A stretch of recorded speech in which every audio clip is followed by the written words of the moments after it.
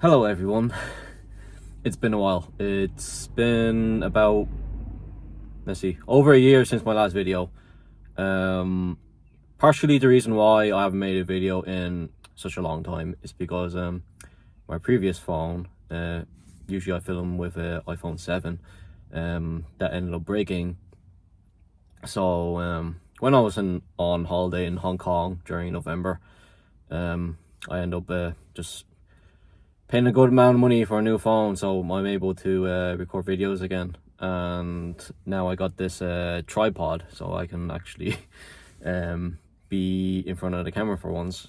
I'm recording inside my car just because I'm still not used to public speaking, so I really don't want to be standing outside and then like talking to myself, and then people be judging me or something.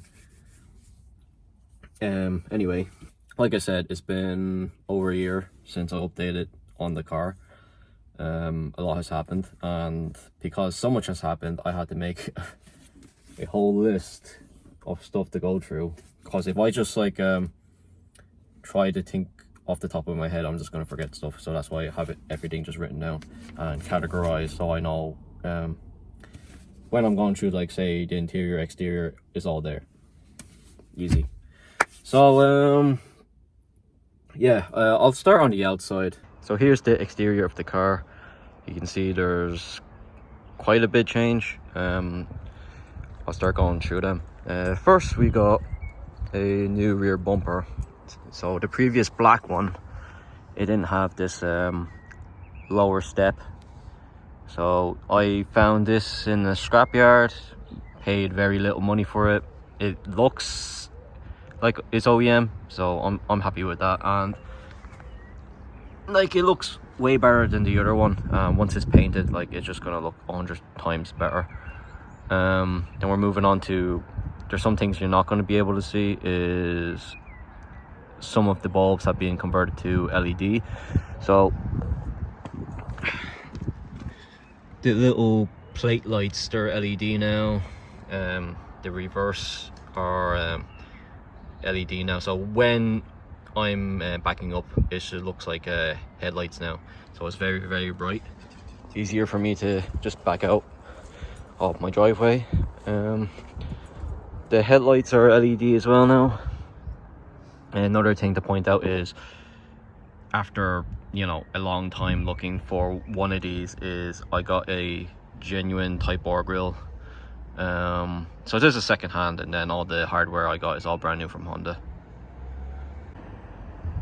The biggest change you're going to see is the wheels. So before, I used to run Avans on the front and then work wheels on the back. Those weren't mine, those are a friend of mine, Connor. He lent them to me because, like, the story behind these wheels is I've had them for about 8 years, and I always wanted to rebuild them. I finally got around to redoing all of them. I'll explain the whole process that's involved rebuilding these. The centers have been painted this gloss gunmetal. Was it my choice? No, not really. I wanted a matte finish, but whoever I paid to paint it, they did a gloss. It looks fine. Then the barrels. So these are 2-piece wheels, so it's just the face and then the barrels, and that's it. It's not like a 3-piece. So I had the barrels vapor blasted, and then the rims are polished, like hand polished by me. The inside of the barrel are like it was finished with a matte clear, so it kind of just protects it from brake dust. All the bolts are original. I snapped maybe one. But I had a spare wheel, so I just salvaged one of the bolts from there. The nuts on the back are all brand new. That's pretty much it. They're all wrapped in Nankang NS2Rs, which is okay as a summer tire, but like once it starts raining, it's terrible. Now, moving on to the brakes, the rear right side caliper has been swapped out because that side ended up seizing as well, like this side. So both of them are refurbed units. And then what happened was as well, one of my front braided brake lines roped through on the old set of wheels. It's just however it was routed. The line was basically just rubbing off the inside of the barrel of the wheel, and then it rubbed through. So there's a complete new front set on the car now, same brand, Hell brake lines. We're onto suspension now. So the old yellow speed coilovers blew. I had to get a new set of coilovers just to pass the roadworthy test. So I was on Silver's coilovers now with the covers to protect it from you know, weathering and stuff, so it doesn't rust that easy. It's also, now it has front and rear camber arms from Hard Race. The front lower ball joints are Hard Race. They're not the extended ones, they're just the regular versions. Now, I had the rears done before, but the fronts were the same. These are now the studs are converted to the extended versions, so I could run a spacer without worrying about the wheel not fully engaging on the wheel. So that's done. Matches the rear. And excuse the mess, but also recently got Cusco strut braces for the back and the front. Here's the front strut brace, you can see. Also have to hold the list because I'm just going to forget about stuff. I have to keep checking. We'll just do the cooling now. So it's running a full length coil rad. To run this one, I had to delete the AC. It has hybrid racing rad hoses, it has hose clamps, a spoon cap. Inside there is a spoon thermostat and a spoon fan switch, so it just turns on when the temperature, well, it turns on lower than normal basically. I think I'll move on to the intake and exhaust. The arm and the filter have now been converted to DC2 because I'm running a CT Engineering Icebox. This is from Heel Toe out in America. Because of logistics, like there's an issue with shipping and stuff, it took me about 6 months just to get this. Basically what it is, it's an intake which has like a feed from the this bumper. This is already there already, but like basically there's a snorkel that goes down to here, feeds the air up into this box. Usually you can run, there's like a cover that goes over this, so it basically feeds even cooler air into the filter and into your engine obviously, but I have it off just for the noise. Now for the exhaust, this is I don't know if you can see the stamp on it or not. No, it's probably worn off, but this is a PLM manifold. It's the Toda replica. So it has a 2.5 inch collector, and then you're not going to see the midsection, but it has a 2.5 inch midsection. It's all on V-bands. There's also a high flow cat just to pass emissions, and then that's all going out to, I had to get this from Japan now. It's a Kakimoto GT 1.0Z. I don't know why they call it that, but yeah, it has the roll tip that looks like a spoon, and you can see the Kakimoto logo on there.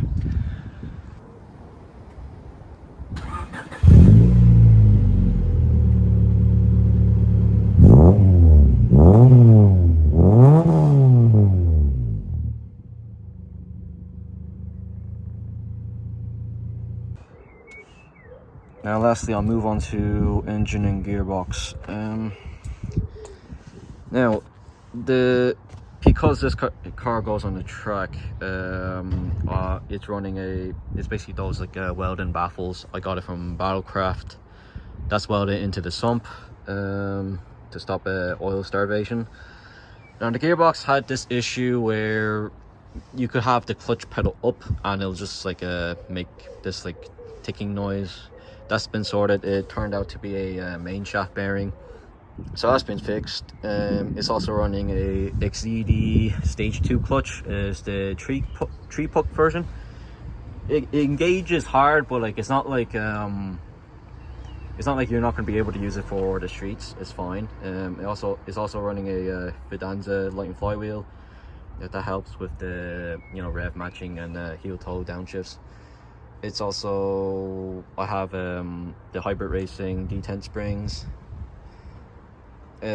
Also for fluids is running Motul 75W80 gearbox oil, and then Motul 5W40 engine oil.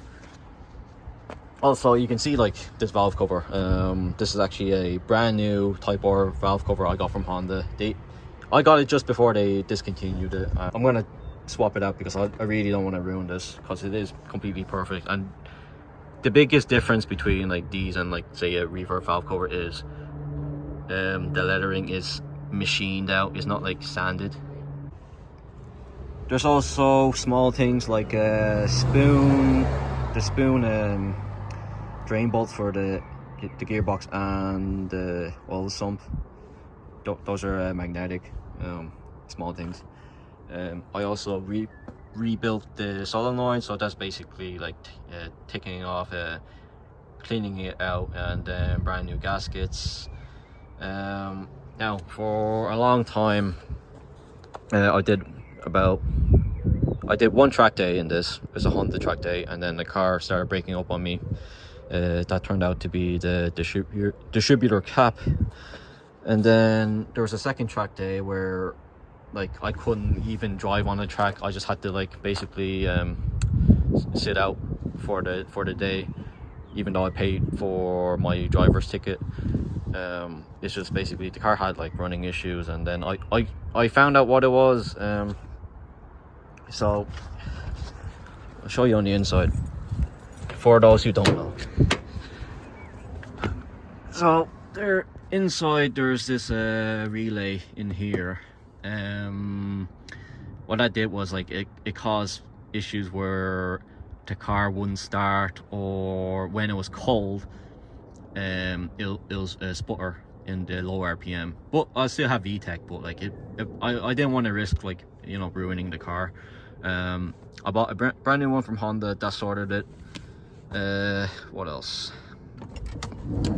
So you're not going to see, but like underneath the bench seat, where the fuel pump is, I completely rebuilt that with a fuel pump kit from Honda. So it has a new pump, new hoses, stuff like that. Now I also swapped out this map sensor for a second-hand working one, but it made no difference. So my existing one was working, but I swapped it out anyway. Whatever, I still have it, the old one. I haven't thrown it out.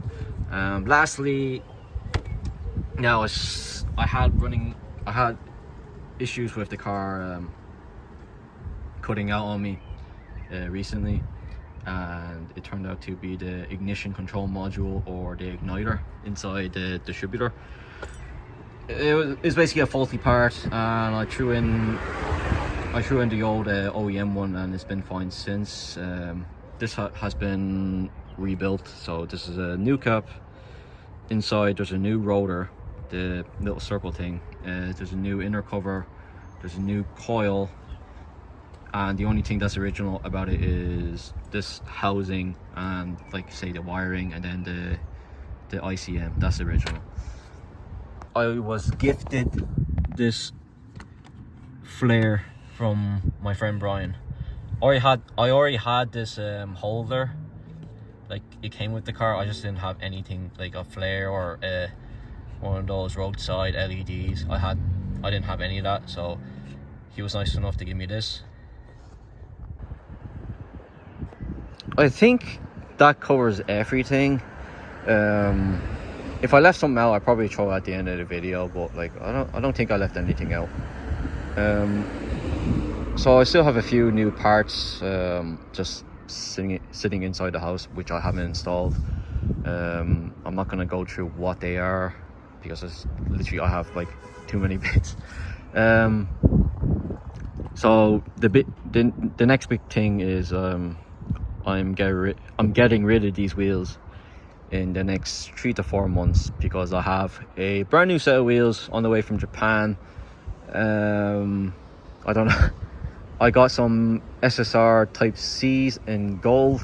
I'm not going to put a picture up because I don't even have them yet. They're getting put on a container and then shipped from Japan to where I live using JDM distro.